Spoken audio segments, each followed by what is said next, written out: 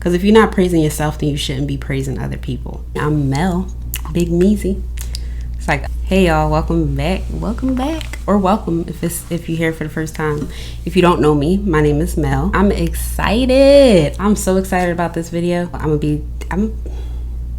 Listen, I'm gonna be hard on you. It's gonna be tough love. I'm gonna give you some motivation, drop some gems, talk to you about why you need to stop downgrading yourself. Okay, how to stop downgrading yourself, why you put yourself down, like how to stop beating yourself up, criticizing yourself, thinking highly of everybody else but you. It's destroying your life, causing you to have low self-esteem, making you build up all these insecurities, making you attract horrible relationships, not just personally but professionally too. When you downgrade yourself, beat yourself up all the time, talk down on yourself, you're ingraining this in your mind. You're going to feel miserable. If you do always put yourself down, this is because you feel like you're not good enough.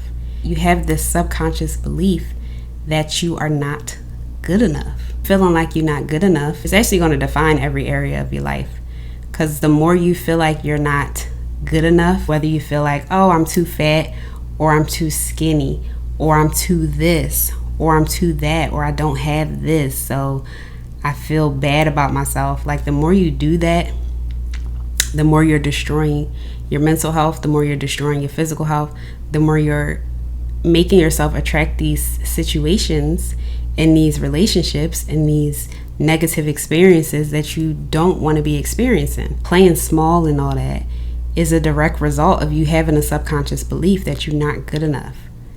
So as long as you keep that subconscious belief, the more you're going to be trying to prove your worth, the harder it's going to be for you to build confidence, the harder it's going to be for you to set boundaries, the more it's going to feel like you need to people please, or you need to do all these things for everybody else but yourself, and the harder it'll be for you to put yourself first. So I know people always tell you that you need to learn to put yourself first, but they don't tell you how to. But the way to learn how to put yourself first really is to get rid of that subconscious belief you have that you're not good enough. Because as long as you keep that, you're going to be putting everybody and their mom before you. You're going to be just falling for anything. You're going to be settling for anything in life, settling for relationships. You're going to be settling for career choices that you don't really want. You're going to settle for negative coping habits, negative practices like eating junk, or not exercising, or living a sedentary lifestyle, or knowing that you need to lose weight but not having the motivation to do it. Criticizing yourself. Some people who try to avoid taking pictures, or they try to avoid looking at themselves in the mirror, because when that happens, all they feel is hatred towards themselves. When you look in the mirror and the first thing you do is say a negative comment, or you always commenting on something that you don't like about yourself, your mind is soaking all this up. And your subconscious mind is like, all right, this aligns with that belief that we're not good enough. This is what your mind is saying, and it's just going to seek this out in everything you do. So it's like, oh, we're not good enough, so let's just settle for this person who doesn't love themselves, so we know that they can't love us, but we're going to stay in this toxic relationship for 20 years. Or I'm going to stay at this job even though I don't want to be here anymore. The more you play small, downgrade, put everybody else before yourself, the more you talk down on yourself and beat yourself up, the worse you're going to feel. The more stressed and anxious and drained and overwhelmed and mentally exhausted and physically exhausted you're going to be.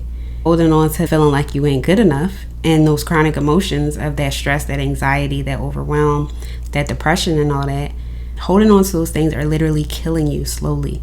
They are killing you from the inside out. When you beat yourself up all the time, you lack this confidence and you settle for anything. You don't feel worthy of expressing your emotions. You can't even recognize what emotions you're having, so you're not able to process those emotions. You swallow your emotions, or you bottle everything up inside. You pretend to be happy and you try to fake it till you make it. All this is doing is killing you slowly. Because the more you beat yourself up, the more you hold on to negative emotions, the worse you're going to feel, and the more you're deteriorating your physical and your mental health. The longer you stay stuck in that cycle of criticizing yourself, beating yourself up, being super hard on yourself for the smallest things, being super critical of yourself, but understanding what everybody else and, praising everybody else and oh, I wish I was like him, or I wish I was like her. The more you do that, the more you're literally telling yourself, you're telling your mind that you don't like who you are. Your mind is going to hold this closely, and it's going to subconsciously keep choosing the wrong people, the wrong relationships, the wrong careers, the wrong experiences, the most negative experiences. That subconscious belief that you got, that thing, it got to be killed. It got to be killed in that subconscious part of your mind, because you're just going to keep living off this automatically if it's not done. Okay? I help my clients to get rid of whatever subconscious beliefs limiting them. It's so crazy because people don't know about the power that your subconscious mind holds. But your subconscious mind holds so much power over your life, over what it is that you're doing, your decisions, habits, the things that you keep repeating over and over again that you want to get out of, but you just don't know how to. Like, all of that is linked to your subconscious mind. It's just crazy that your subconscious mind has such a powerful, large impact on your life, and people don't know about it. So I am here to educate you about that part of your mind, because that's the part of your mind that's responsible for all this crap that you're going through. That's the part of your mind that's making you talk down on yourself. That's the part of your mind that's making you continue this habit of beating yourself up. That's the part of your mind that makes you continue this habit of saying mean things to yourself in the mirror, or saying mean things to yourself like, oh, I'm so fat. And it's crazy because when you say things like that, or when you try to make yourself the butt of like a joke or something, so when you're out with people and it's just like, oh, like you use your weight or you use whatever you're insecure about as like a joke to kind of like take some of the pressure off of how you're feeling and to make everybody laugh. When you do that, your mind don't have a sense of humor. So your mind is taking note of all those things. Even if you say you're just joking or whatever, the more you say these negative things to yourself, your mind is taking a tally, all right? Your mind taking note of all of that. The lower your self-esteem is going to be, the less confidence you're going to have, the more people-pleasing you're going to do, the more you're going to let people cross your boundaries, walk all over you, because you don't have that love for yourself. In your core, you don't feel it. You can try to fake it. You can try to be fake positive or fake confidence. But if you don't genuinely feel that way, you're not going to be able to gain that confidence. You're not going to be able to upgrade your life. You'll stay stuck in your insecurities. And it's just restricting you. It's making you settle for things you don't deserve. But of course, you feel like that's all you deserve. You don't have that knowing that you're good enough just for the simple fact of you being a human, you're good enough. Like, just because you're living and breathing, you are good enough. As long as those subconscious beliefs stay ingrained in your mind, the harder it's going to be for you to gain confidence. You can't get confident with those negative subconscious beliefs of feeling like you're not good enough. It's impossible, because you're just going to keep attracting situations and people who also feel like you're not good enough. Because what we feel inside is a reflection of what we get outside. It's a reflection of the people we attract, the places we end up in, and the experiences we experience in. Don't downgrade yourself and upgrade everybody else and give everybody else all this glory and authority in your life and just beat yourself up. It's great to give compliments. If you're not praising yourself, then you shouldn't be praising other people. It's okay to admire people and to admire the traits that you would like to see in yourself, but you need to find that within. I got another video about how to build that confidence up permanently and from the inside. I can link that below if you're interested in that. If you always talk bad about yourself, this is why you can't be happy. People try to do certain habits to make them feel better about themselves. Mirror work is a great one. Just saying like affirmations to yourself in the mirror, or literally looking at yourself in the face and saying, I love you. So many people feel uncomfortable saying this in the mirror. You should try it after this video if you never did, and see how you feel inside.